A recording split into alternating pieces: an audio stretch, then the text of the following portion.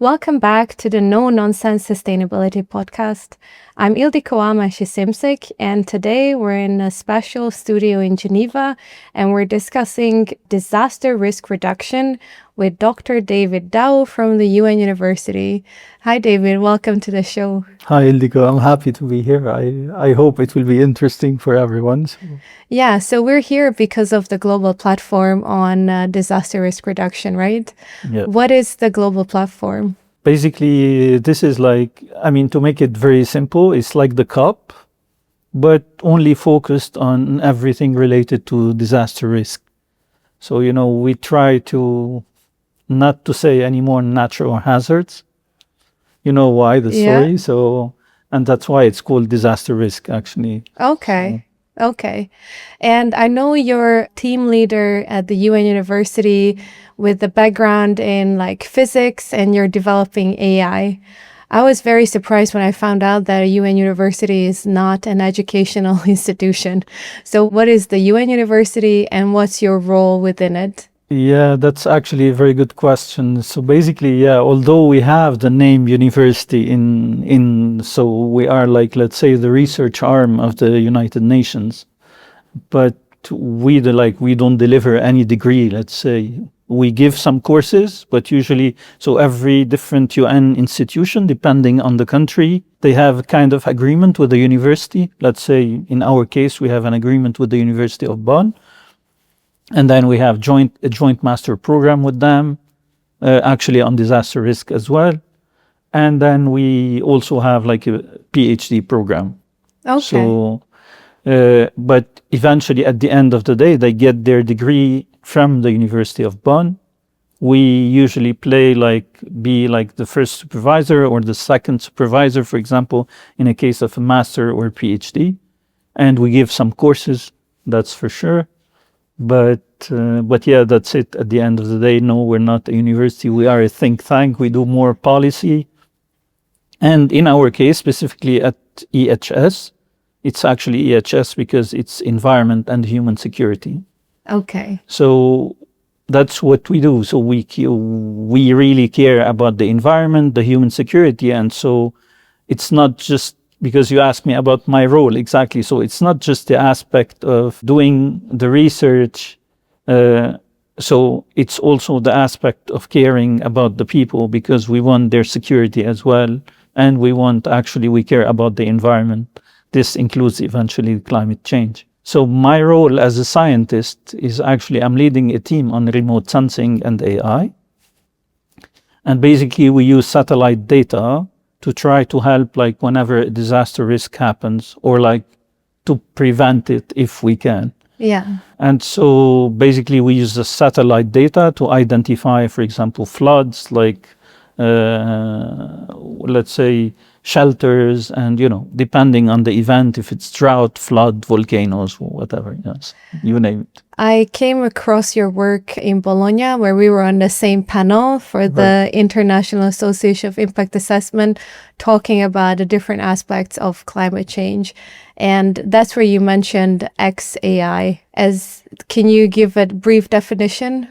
Without the buzzwords. I wrote my buzzer. This is a special episode, so I'm not insisting, but we should still try to keep it jargon free. Yeah, okay. I'll do my best. It's not very easy to explain it, but okay. So in short, AI has a big problem of trust today, as you know. And so if you are an AI developer and you have doubts in some things because they are not working perfectly, we always say AI is not a silver bullet, right? So we don't have the solution all the time. But the idea is okay, let's do something instead of not doing anything. However, in this case, if you want to explain the AI for someone, and it depends who is this someone. So, if you are explaining to the general public, it's something. If you are explaining to a policymaker, it's something different. But at the end of the day, the goal is the same. You want these people to trust what you are telling them. Let's say in the case of disaster risk, Now you have a politician in front of you. It could be the prime minister or like, I don't know, the head of the municipality, right? And then there's a flood and they have to take a decision like, do they evacuate? Do they ask the people to evacuate the city or the country or, you know? And then based on your model, your AI model, they will need to take a decision, but they are counting on you. Now, if they don't trust your AI model, because they will ask you a question, but how do you know, like, exactly, how do you know there will be flood? Exactly. How much do you trust your your algorithm? Like, does it work 100%? Shall I tell the people now, like, to evacuate the city or the neighborhood? And of course, the problem here is like, since you are not sure, you know, you are running your AI, and then it's like a kind of black box. Yeah, so exactly. You don't know why AI took that decision of telling you, for example, evacuate the people. And so these are pretty serious decisions. Yeah, indeed. I mean, there is no joke. If, for example, he says, let's not evacuate and then the floods arrive, you will have lots of people who will be dying. And at the end of the day, he's the one responsible, not you as an AI developer. So, so you know, that's probably only good thing about developing AI. Indeed. So you don't have that responsibility, but indirectly you have it. I mean, you created the algorithm, right? So it's not that simple. So the whole idea behind the XAI is actually to explain AI and try to understand every step in the process, what happened, why AI took that decision and not like another one. So that's like, let's say in short. But so it's a very big decision tree. Indeed. And then it depends on the type of AI. Some explainable AI works, some others don't work. So, you know, if you have like what we call the small AI or the basic AI, it may work. But if you are using like the big AI, like the large language models, for example, ChatGPT or like the Chinese DeepSeek, then there's no way XAI will work because it's very complicated. There are lots of neural network there, and neural network is like black box. Although you are the one who created the algorithm, you don't know what's happening. How do they communicate with each other? And I'll tell you why majorly, because if I tell you, okay, you have a traffic jam and then the cause of the traffic is because you have trucks. And so basically, okay, you say the solution, we ask the trucks like just to, you know, to drive during nighttime and then you fix the problem. But here you have one parameter that are the trucks. But now in AI, instead of having one parameters, especially in the neural network, you have millions. Several millions. And then, of course, there's no way explainable AI can understand how these several millions are having impact on the decision. Maybe we will get there, but so far we're not there yet. So. And as of today, with this explainable AI, what are the use cases for disaster risk reduction? Because as you said, a lot of it depends on this famous saying, garbage in, garbage out, is true for any kind of AI. So having the satellite images, having access to good quality data is obviously helpful. But as of today, what's a typical use case for the XAI? Well, for example, you know, I didn't want to go to be very technical, but imagine you no, just a real life example maybe, so that we could understand, because this like understanding whether the flood risk is real and people need to move is very real. So let's take this, since we are talking about flood, let's take the flood as an example. Now, let's say there's a prediction and we know, let's say 90% a flood is coming. Okay. We know that from observing the satellite, the weather stations, you know, the models, the classical models based on physics, not just the AI models. So we are kind of like 90% sure there will be a flood coming. So now when you run your AI model, the AI will tell you, okay, there's 90% chance of flood. So you have to communicate this to the policymakers, and the policymaker, they have to take a decision. If there's flood, what do we do? If there are no flood, what do we do? Because if there are no flood, then basically everyone go to party, you know, the best they go, case. everyone enjoys their life. But now if there's a flood, then the policymaker, he has to take a decision, or she has to take a decision based on like, okay, well, is this flood very strong, very brutal, or like it's just maybe, you know, it's flooding maybe a few millimeters and then everyone is fine. You have to tell the policymaker that, okay, we know 90% there will be flood, but 50% we know that it will be like a huge flood or just like a normal flood. And then this is where AI is kind of lost. Like, okay, although you are using satellites, but even the satellites, you know, they have uncertainties, they have errors. So your data is not 100% sure. And then therefore, although you're trying to help, at the end, maybe the policymaker will take a decision and no one is happy. But, you know, you can apply that to something different. Like, imagine now you have crops, right? Yes. And you have the farmer, you know, does he gives like all the crops, does he give them water? Yes or no? Yeah. And this is based on also your prediction. So basically, if you tell him, no, there won't be precipitation, no flood, no whatever, you know, like probably he would say, okay, I'll give them water. But then the flood happens, and then because they got lots of water, so they die. Yeah. And then basically you killed the crops, but you killed his life as well. Yeah.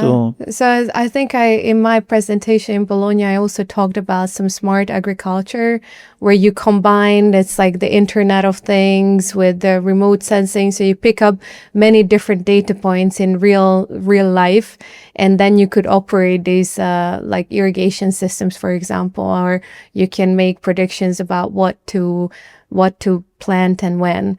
But when it comes to disaster risk, like, yeah, flooding is one example. Can you give some other examples? Well, you have lots of examples. Take the drought, for example, the volcanoes, you know, earthquake. These are like the things where basically, you know, we don't have, especially about earthquake. So there's no way really to monitor the earthquake. And therefore, your AI, even if you create an AI algorithm, it won't be able to help. At the end of the day, there's something, maybe the people, they don't realize it, but if there are no data, there is no AI as well. Yeah. So, but if your data is scarce, then also there is no AI. What about synthetic data? That's like the data that AI makes up for itself. Well, here you need to be careful. I mean, because, you know, well, you know, if the synthetic data is just because you are reproducing images of satellite. Yeah. Yeah, but we need to be careful here. You know, it's very difficult. I need to pay attention because if your satellite images are like very high resolution, then it means you will be able to see the people because you see in centimeters. Yeah. Although this data is not available for everyone, you know, but so if the data is very like high, like super high resolution, then you cannot create synthetic data. Yeah. Because you will be, you know, like allowing also like not respecting the privacy of the people. Yeah, that was going to be my next question. But first, let me ask you. So are you saying that AI could predict volcano eruption?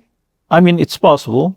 Maybe not. Again, you know, the question is always like, can AI do that? So again, if we have but enough is it true or not? No, I don't think so. Not for the time being. Okay. Because again, you know, for some hazards, like take the landslides as well. So we are using also some AI to predict the landslides.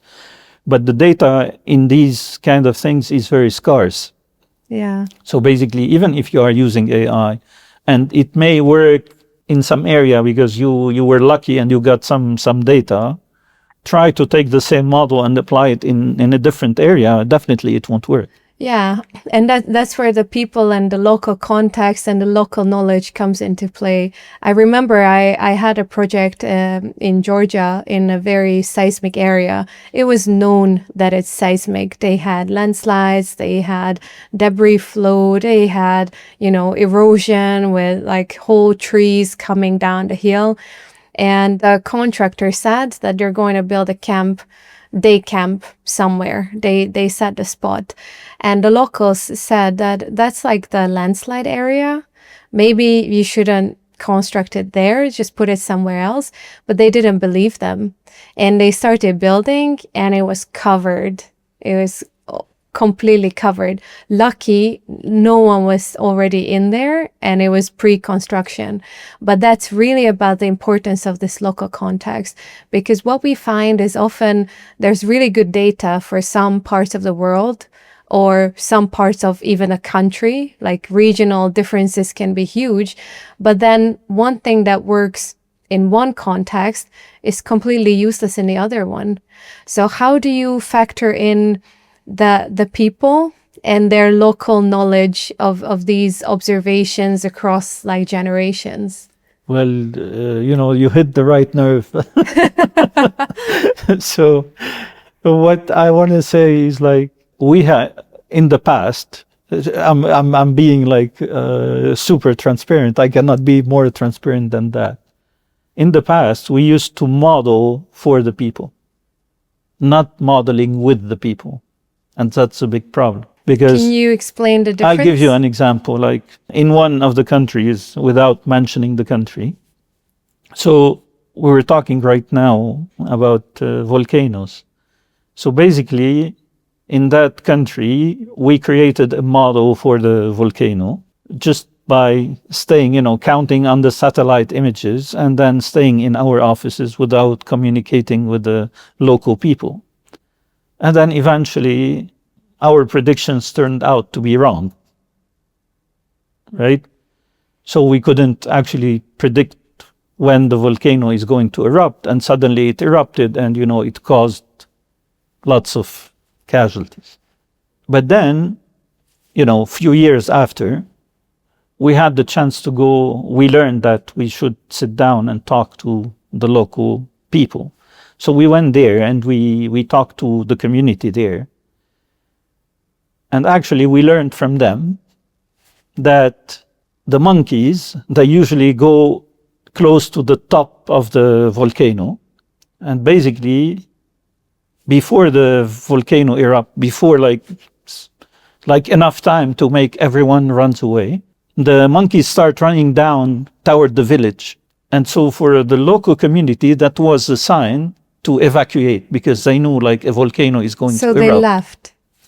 So usually that's what they were using to leave. So if we could, for example, if we knew that beforehand and we could included that in the model, because we could observe, by, as you said, integrating some sensors there, observing with the satellite the movement of the monkeys, we could have eventually very easily with AI just send a message to everyone to evacuate. Yeah, these are very complex issues. There are so many people involved, including the local community leaders, the local politicians. It's who's responsible for engaging with the people?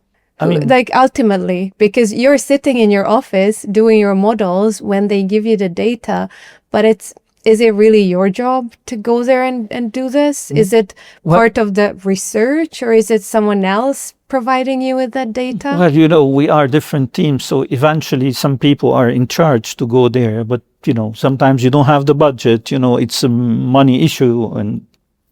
And as I said, in the past, we didn't know that we could learn something from indigenous knowledge, from local communities, from First Nations, all these people, we didn't know that we can learn from them.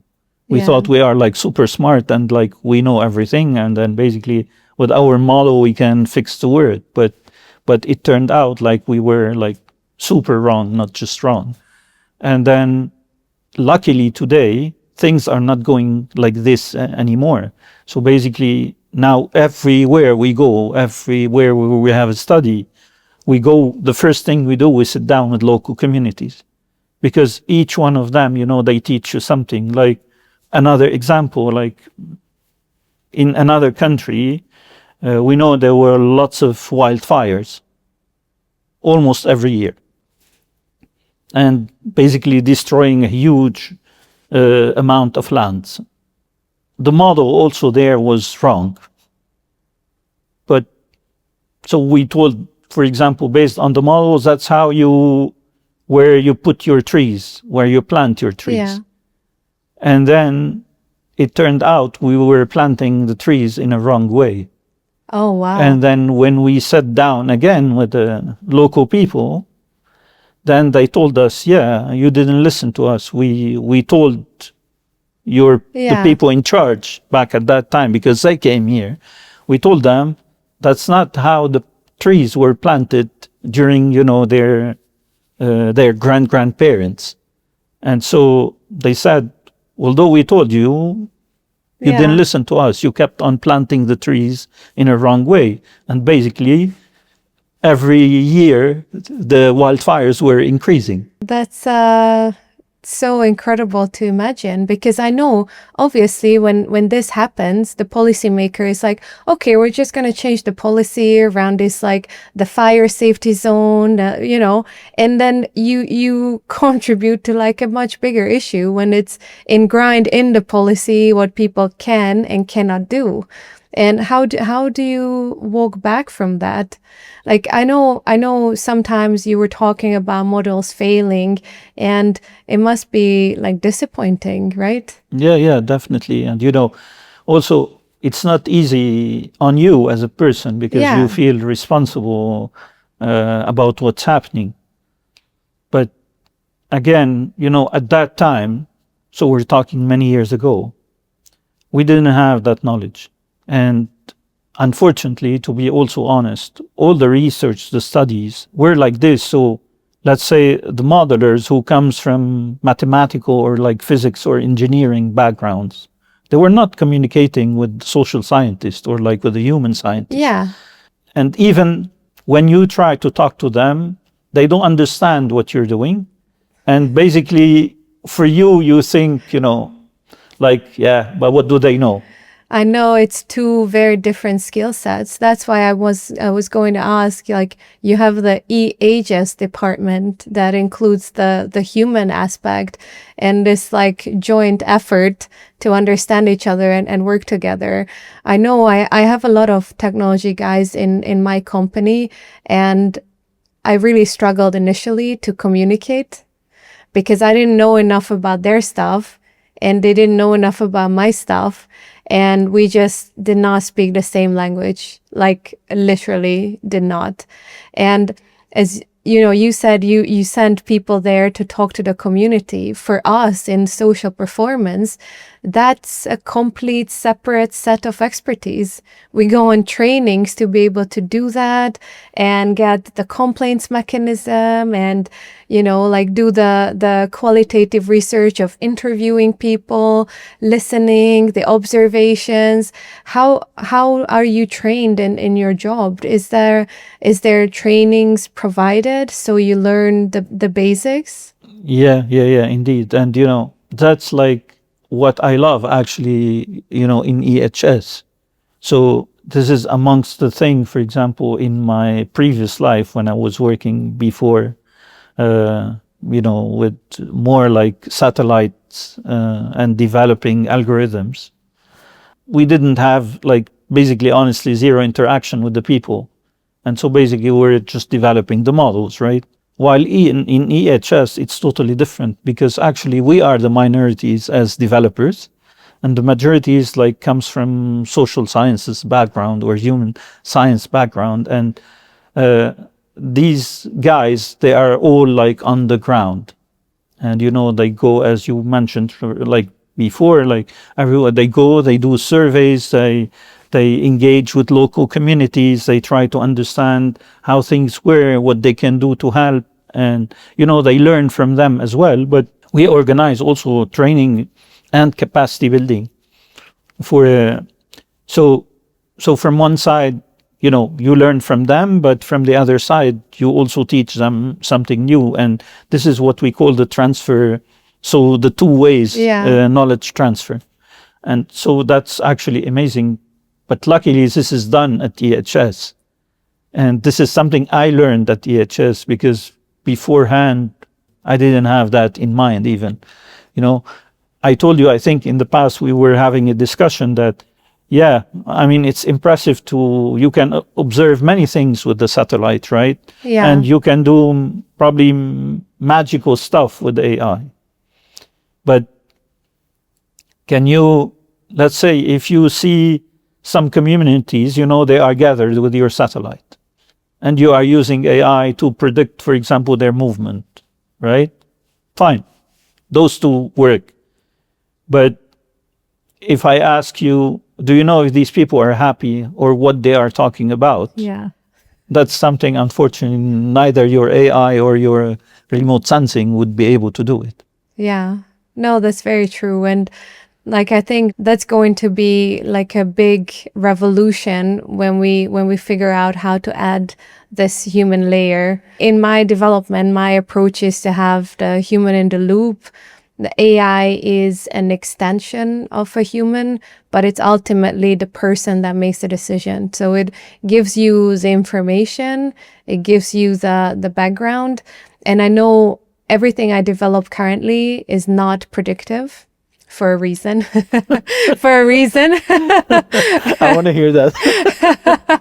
Because it's hard. Even the compliance review. I'm working on some tools that would basically have to read a document and tell me if it complies with the standards or not.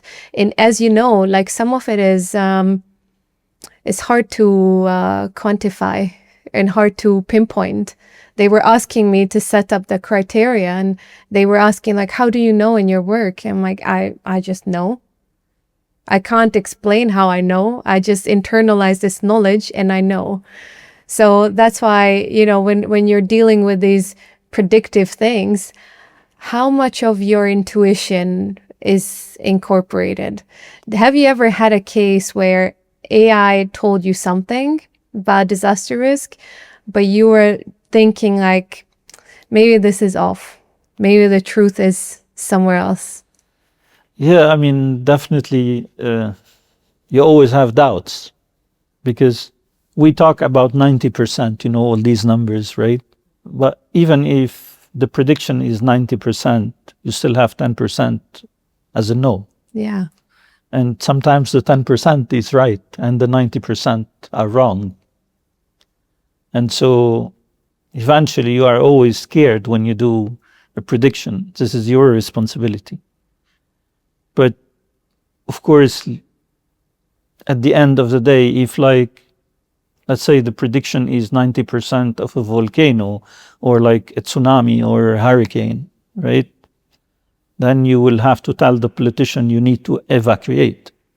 So you tell them that they need to evacuate, they don't, or do they make that decision? They have to make the decision based on what your algorithm is saying, because they will ask you, well, are you 70% sure that there will be a flood? If, for them it's 70% and beyond, then they prefer to evacuate in order to save lives, right? And how bad it has to be for people to evacuate? Because, there's very bad. Is it 70? What's that percent? Is it set in some policy that if the risk is 75%, you need to advise them to evacuate? Or is it more, qualitatively decided? Yeah, actually, Okay. honestly, it's very, very difficult question. So I don't know what to answer, really, to be honest. So I don't know what to say. For you, okay, as long as it's more than 50%, then there is big chances. It means that you need to evacuate, and you prefer that you tell them to leave their homes and be safe than staying and then, getting flooded or die. Yeah. Or being injured or, But you still have like 40% chance, let's say, of that nothing will happen, and they will still blame you. Yeah, Now, maybe, you get blamed either way. yeah, and then well, I mean, the politician will be much more blamed than you Yeah. because he's in the picture. I mean, you're not. But however, the politician also can hold you responsible for, Yeah. you told them evacuate or don't, for example. So, And what was your biggest like success story when your model predicted people were saved, everything worked out? well, I mean, without now, mentioning a Yeah. place but yeah, I mean, many times we managed to save like people's life because the model worked perfectly. And then, they were told to evacuate. And then, I was like super happy. You cannot imagine. This is like reaching a point in happiness that cannot be described, because you know that, okay, I came to work in this field actually to save people's lives and not to kill them, of course.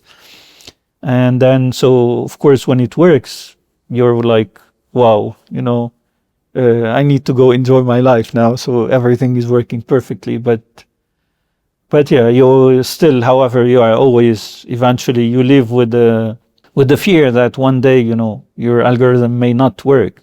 Yeah. Because now imagine the opposite.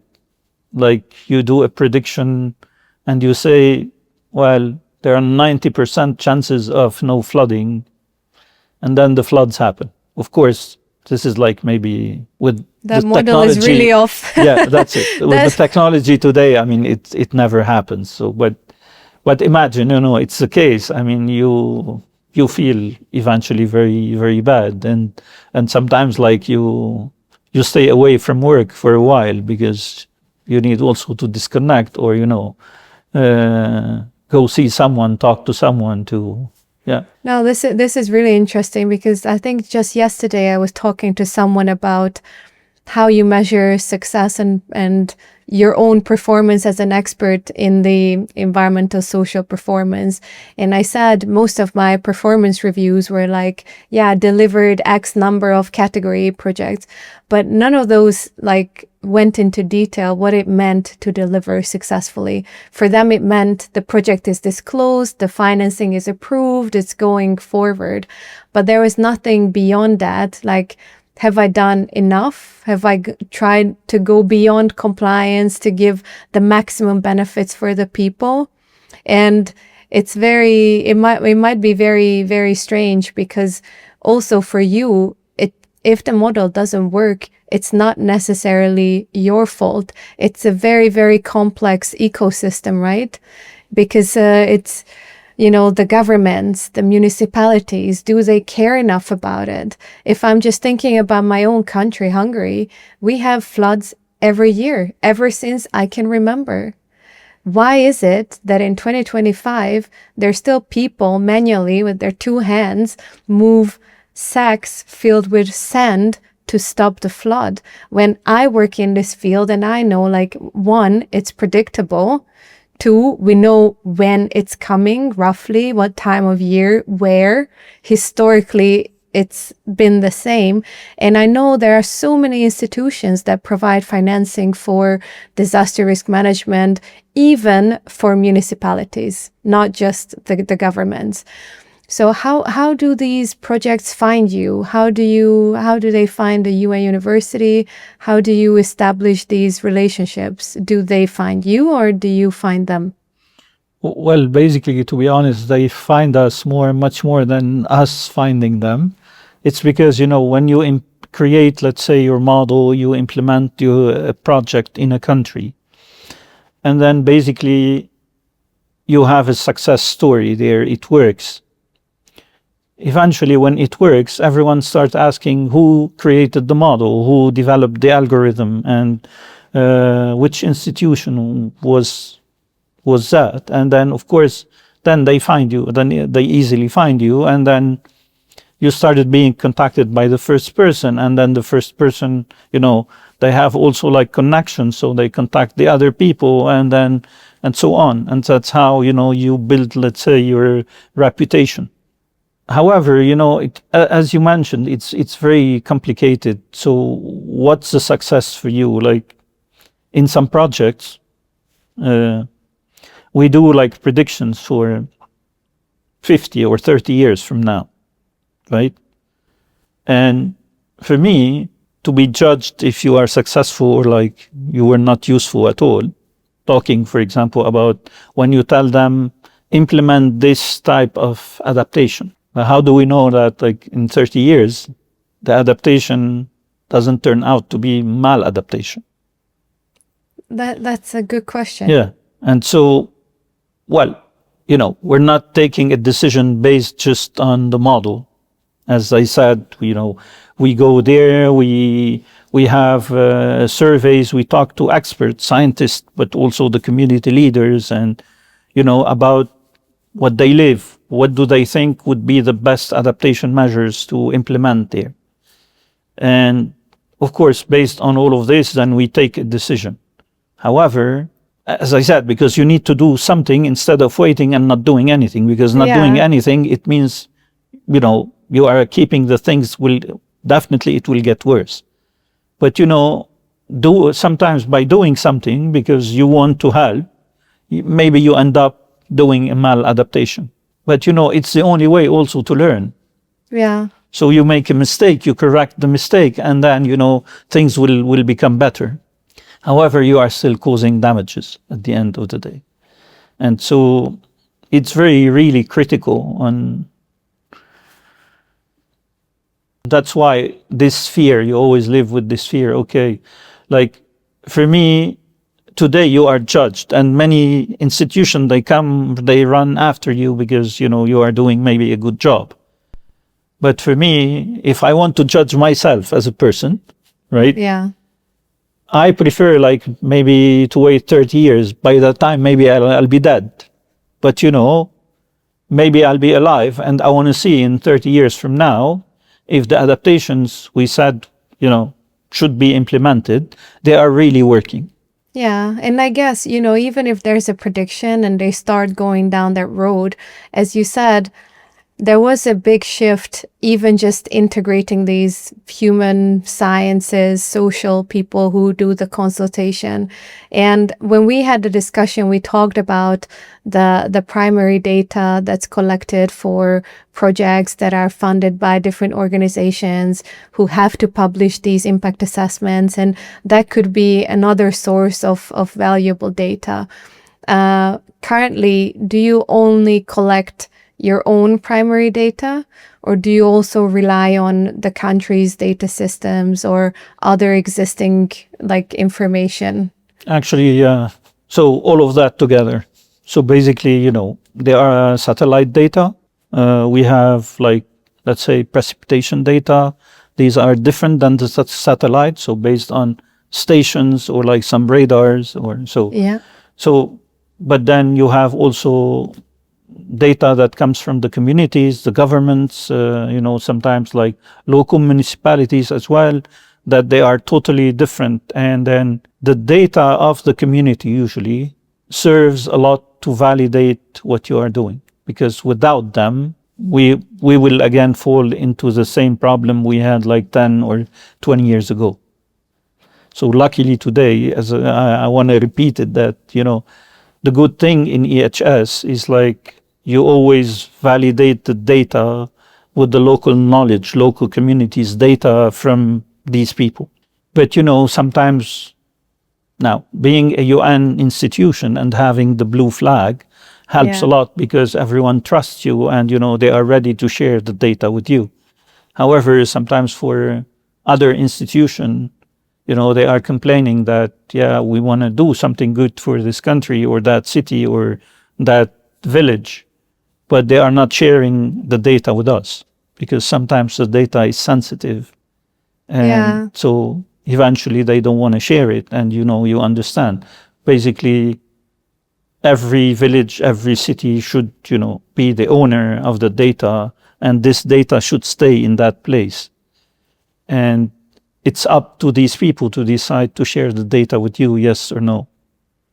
And how much access do you have to the other UN databases? Because I know there's the big UN statistics, there's the UNEC data, there's specialized data for like various topics. We have, honestly speaking, we have access to lots, really, really many types of data. You know, like it could be social data, economic data, you know, not just like satellite data or like, I don't know, any type of remote sensing data or, yeah, I mean, you name it. We have really access to, like, you know, it could be data, building data, really. So like, you know, we can locate actually, for example, every building in a city.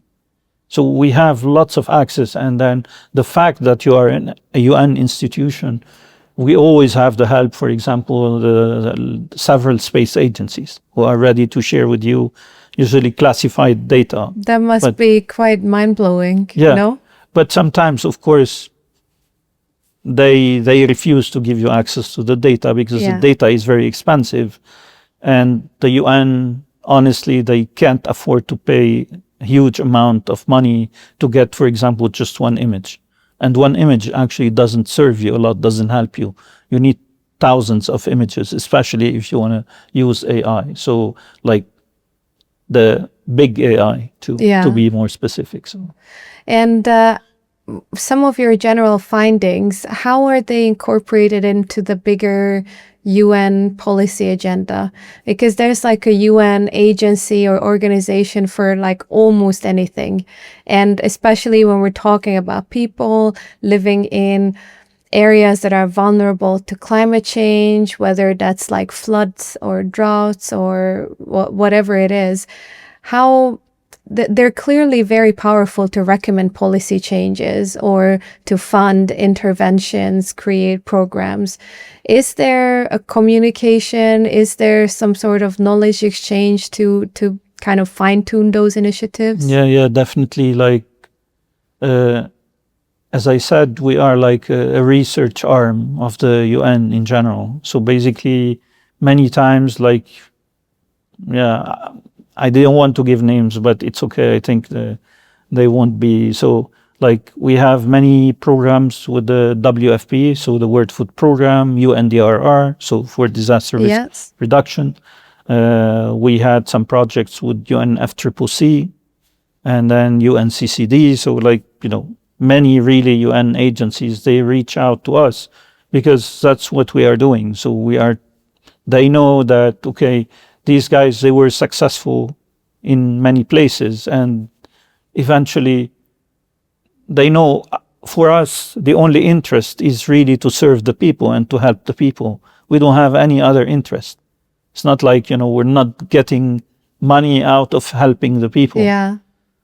So, and that's why they trust you. It's unlike being, you know, I don't know, like, say if you were a big think tank company. So maybe, you know, they don't trust you because they will say, yeah, what if they want to benefit from what they are implementing? It could be like, you know, I don't know. You build a project and then after the project, you want to ask the people to take an insurance. Yeah. This is something we don't do. Yeah. So like the other thing I wanted to ask is, are your studies ever used to influence infrastructure design? What I meant by like really big infrastructure, in some of the projects that I worked on, huge dams that were not necessarily for energy generation, but for like flood control and river management. Have you ever done any project like that? Look, it's not easy. So we, as I mentioned, like we had some projects where we did predictions, and we said, okay, based on our research and our models, we think that's the best adaptation measures you should take in this city. Okay, and that included some of this. Indeed. So they have to implement, but we don't do the implementation. Yeah. So let's say the city will have to do the implementation, but like not everything today. Some things they have maybe the funds to do it today. Some other things need to wait maybe 20 years from now to so they are able to implement them. And so, of course, at the end of the day, they are listening to you. But yeah, I mean, again, you judge yourself based on, for me, if this will be a success story, we'll know in 30 years or 50 years from now. Yeah. And often it's not even your fault if it's happening or not, because I worked on some of those projects with municipalities that were disaster risk management.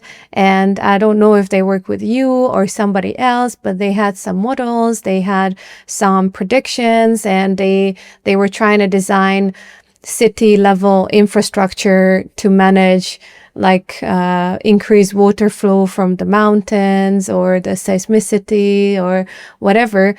But then it somehow got lost with the middle management in politics. Yeah. Like it was not put on the budget for next year or the year after. And then next thing you know, it's 5 years delayed and you already had the flood and the infrastructure couldn't handle it. It happens. And then, to be honest, not just because now the people, if they hear us talking, they will imagine we are talking just about the countries in the global south. No, that's it's not true. EU. It's very much EU. Even sometimes in the global north, it doesn't work because there are miscommunications. Sometimes, you like in some countries, I don't want to name any country now, but in some countries there are conflicts. So let's say you have many institutions handling the early warning system.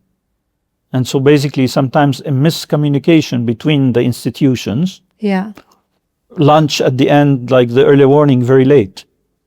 But sometimes, as you just mentioned, because we did also some interviews in some of these institutions to understand what's happening. And sometimes it's actually the hierarchy that makes things slow, or because there's the decision maker, the person is not there. Yeah. And so everything stops. Or sometimes they train some people and these people, they just leave because they found a better job and they were not replaced, or they were replaced, but the new person who arrived wasn't trained enough. Yeah. And so these, just a little explanation on these early warning systems. Are they covering all sorts of disaster in risk? Principle, yeah. Yeah. Okay. I mean, so basically when you establish an early warning system in any country, and I imagine nowadays the majority of the countries in the world, they have an established early warning system. However, I mean, you imagine, you have an early warning system for everything, but sometimes it doesn't work. I mean, and this is not, sometimes it's not really the mistake of the model or the mistake of the politicians. It could be because, there were some clouds and the satellite didn't see anything. And basically, the early warning system at the end of the day was not launched, or when it was launched, it was too late. So, sometimes there are technical issues. Sometimes it could be the satellite is doing a maneuver. So, we call that a maneuver when there is an obstacle and then the satellite needs to go up or down, its orbit. So basically you need to change the speed. And then when this happens, then of course you turn everything off. So, it's not taking any more any kind of images. Yeah. And if at that moment, a flood is happening or it's coming, then you can't predict it anymore. Yeah. Of course, I mean, I'm making it very simple, but yeah, I can imagine we have it's many a lot more satellites complex. today. Yeah. I mean, we have many satellites today, so basically it shouldn't be a problem. But there's always something, you don't expect. It could be a human error somewhere, or a miscommunication, or I don't know, the data is not arriving anymore, or while some data today, they are handled automatically in the sense of, you just process the data very fast, and then you get the first images, but then you have the uncertainty is still high. Yeah, and I guess with everything risk management, because we do to a certain extent, not like you, but in a different way, is the best case scenario is if they don't need to use the systems we put in place. So what I always say is it's not very PR friendly or sexy to put in a report that you have an emergency response plan, but when things go wrong, that's the thing that's most likely going to save you. And that's why, when the priorities shift and the budget is tight, it's usually these invisible insurance policies that get cut and they focus on the more fancy things. But throughout this conversation, we talked a lot about the politicians, the countries, the organizations. How do you see the role of the private sector? Because surely they're the ones who are designing some of these infrastructures. They could be inspired and they need to do some level of risk assessment for whatever they design, whether it's a dam, it's the canal system for the solid waste management, seismic areas, for roads, especially when you're blasting through the, the mountains or hills.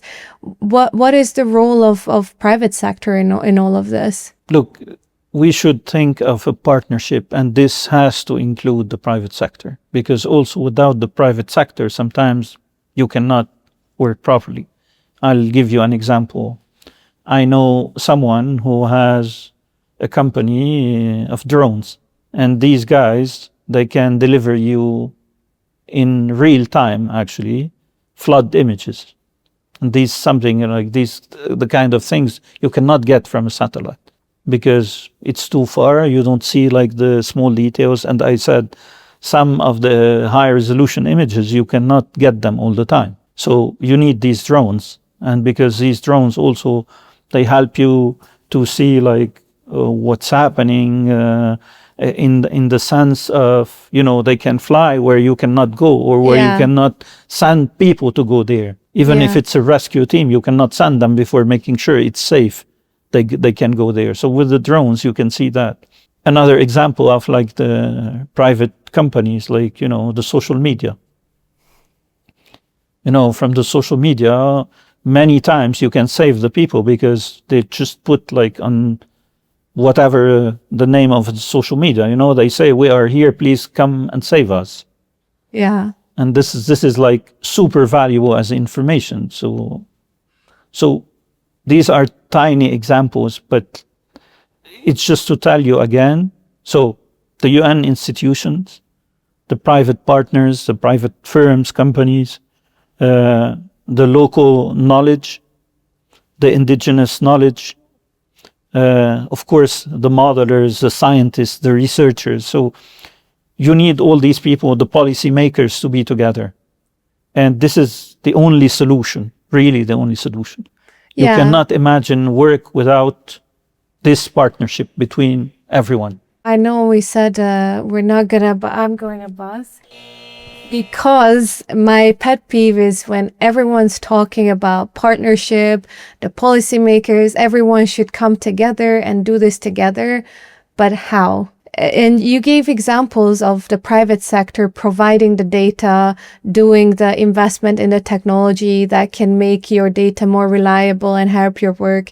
And in my question, I asked more about the private sector integrating these considerations into their design of infrastructure that they build for the clients.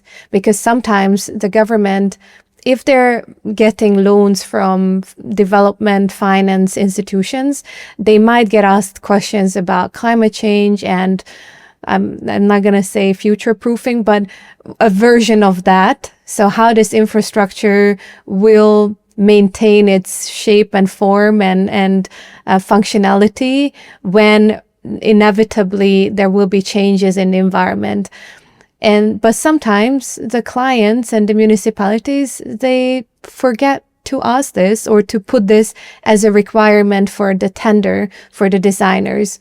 So then is that a responsibility of a company to, by default, look at this data and design infrastructure in line with the risks? Yeah. It's a good question, yeah? Yeah. It's actually a very difficult question. It's very hard to answer it because I honestly don't know what to answer you. But No, for me, it's like, look, imagine you have a family, right? And then everyone in this family, they have their own interest or like, their own way of thinking. But now you want to keep this family together. So each member of this family has to accept that, okay, I need to, I need to accept the other and then stop asking for everything that I want just for me. And so if you are ready to say, okay, I'm ready to give up on this, and then it works in the family. Yeah. And for me, today, in today's world, we need everyone. We need everyone. It doesn't, it's not going to work, especially in disaster risk. Yeah. It's not going to work, even if you think AI can do magical stuff, and then you go to like the best AI team in the world. If you don't have people on the ground, if you don't have private companies who are there also because the private companies, they always have the time to focus on things that you are taken by your job, by many responsibilities. You don't have the time to be like maybe as much as innovative as they are. Yeah, exactly. And so you need them. That's why you need them. And whose responsibility? I don't know. It could be my responsibility. It could be, I don't want to blame the UN. I cannot talk in the name of the UN. This is my own opinion. But I would say, let's say if there are funds coming towards me, then I should try as much as I can to involve all the partners. So whether they are private companies, firms, whether they are local communities, whether they are governments, policymakers. So you divide these funds in between everyone. And I'll give you an example. Recently, we applied for some funds, and the funds are really like 200K. It's not much for a project. But we decided to give 100K for the local, so half of the money went to the local community. Because without them, we cannot do much. And so at the end of the day, we had also another partner. So we ended up by having maybe 30K or in the whole project. Yeah. But that's fine. That's what I'm trying to say. We should accept that we need to include everyone in order to help, because we know, okay, we have some knowledge, but our knowledge is limited to this, and then, to a specific range or also a specific time. Then who takes after you? Yeah, exactly. You need, I don't know, it could be an NGO, it could be a private company who will be like, okay, let's say, okay, you tell them, okay, let's implement these types of adaptation in your city, right? Who will do everything on the ground? It's not us. They need to have a private company, for example, who also will maintain the project. So I don't know, let's say you are building a dam. Who will maintain the dam? Because if you don't maintain it, then everything, will be destroyed. Yeah. So that's why you need partners. You need partners. And then even let's say you don't have enough funds to have, I don't know, a private partner or like another, I don't know, UN agency, right? But you should say in your project, when you deliver the project and when you write the proposal, that in order for this project to be successful, you have to hire 1, 2, 3, 4 institutions. It's the only way to make it work. Without partnership, we don't have anything. And we were talking a bit before about the data, the ownership of the data, synthetic data, all of this. You cannot do that. You cannot have access to the data without this collaboration. Because let's say a private company is one of these big companies. They come, they say, look, we have super infrastructure, we have super computing power, and we can do everything for you. We fix all the problem. in maybe a few days, which probably any other UN institution or academic institution won't be able to do. But these people, they say, we don't trust you, we won't give you the data. And that's why you need partnership. If this private company also comes with a UN institution or like, an academia, then things will become different, because now they will give you the data because they know there's a UN flag there that says we will, preserve this data, we'll protect it. And it will only be used whenever it's needed. And we will make sure, they will use the data that doesn't violate, any privacy of like that city or that country. Exactly. So, and that's why we need partnerships. Otherwise it's like we will stay handicapped and nothing will move. And we arrived really to a tipping point in climate, in environment, where we are really close. There is no return anymore. And then, some other scientists are more still thinking positively that, yeah, we can do something to fix all these issues. But we are definitely, we arrived to a point where we cannot continue like that. And then if we need the help, we need the help of everyone, all the people. Yes. Not just one country or like one company or one UN agency or, one just local communities. We need to talk to everyone. We need to have projects everywhere. That's the only way to fix the problem. It might be, very simplistic or idealistic, but no, these are facts. We are talking about facts. And that's the only way to go forward. So yeah. Well, thank you. And I'm looking forward to our panel tomorrow that will bring together everyone, academia, international organizations, private sector. And I can't wait to discuss this further. Thank you for being here. Thank you. I hope you enjoyed this episode. Let us know if you would have buzzed any other buzzwords. I know we were a little bit more lenient with that this time, but it was a special episode because of the global platform on disaster risk reduction. Thank you again, and I'll see you next time.